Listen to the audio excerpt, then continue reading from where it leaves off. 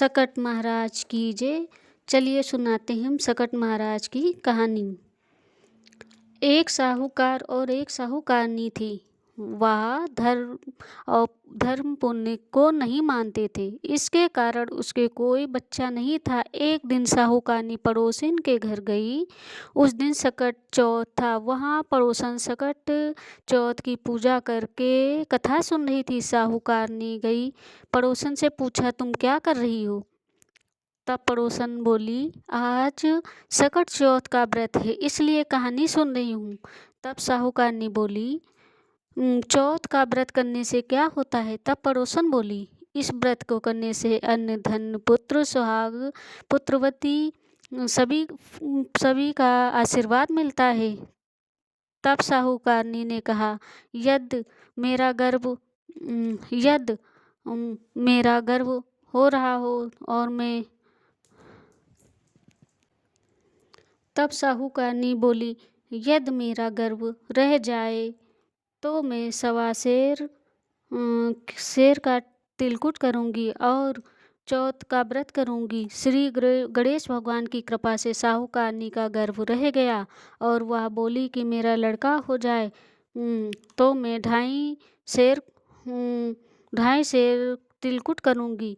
कुछ दिनों बाद उसके लड़का हो गया। वह बोली कि चौथ भगवान मेरे बेटे का विवाह हो जाए तो मैं सवा शेर को तिलकुट करूंगी। कुछ वर्षों बाद उसके बेटे का विवाह भी हो गया और उसका बेटा विवाह करने चल पड़ा। लेकिन उससे साहूकारनी को उस साहूकारनी ने बिल्कुल तिलकुट साहूकारनी बोली कि लड़के का विवाह हो जाए तब मैं चौथ कूट करूंगी चौथ कूट करूंगी। लेकिन साहूकारनी तिलकुट नहीं किया और इसी कारण चौथ देव क्रोधित हो गए और उन्होंने फेरे से उनके बेटे को उठाकर पीपल के पेड़ के नीचे बैठा दिया। सभी वर को खोजने लगे पर नहीं मिला। हताश होकर सारे लोग अपने अपने घर को लौट गए। इधर से लड़की साहूकारनी के लड़के से विवाह होने वाला था। वह अपनी सहेली के साथ गणगौरी पूजा के लिए जंगल में धूप लेने गई। तभी रास्ते में पीपल का पेड़ से आवाज आई, ओ मेरी अधब्याही। यह बात सुनकर लड़की घर पर आए। उसने यह बात धीरे धीरे उसने बाद में यह धीरे धीरे सुखाकर कांटे होने लगी। यह बात सुनी तो धीरे धीरे सूख कर वह कांटा होने लगी। एक दिन लड़की की माँ ने उससे कहा,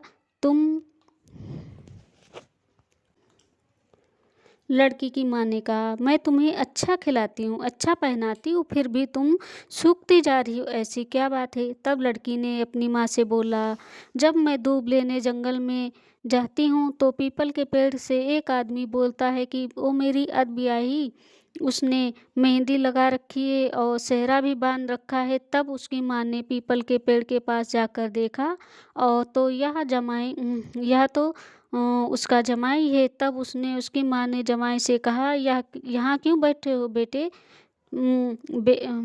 बैठे हो, मेरी बेटी अर्धवियाही कहकर आप क्या होगा?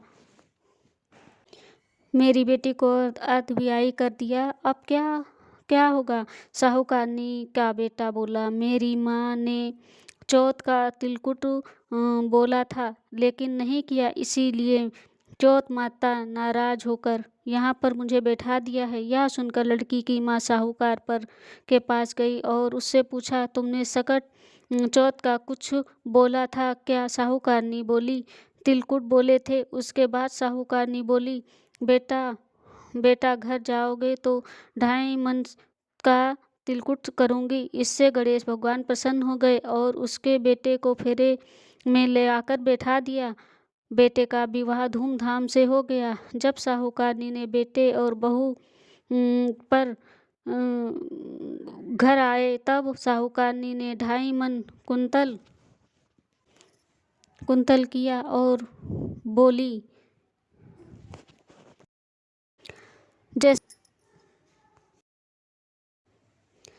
जैसे सकट महाराज ने साहूकार की बहू बेटे को मिलाया, वैसे ही सभी को मिलाना। इस कथा को सुनने सुनाने वाले का भला करना। बोलो सकट महाराज की जय, गणेश भगवान की जय।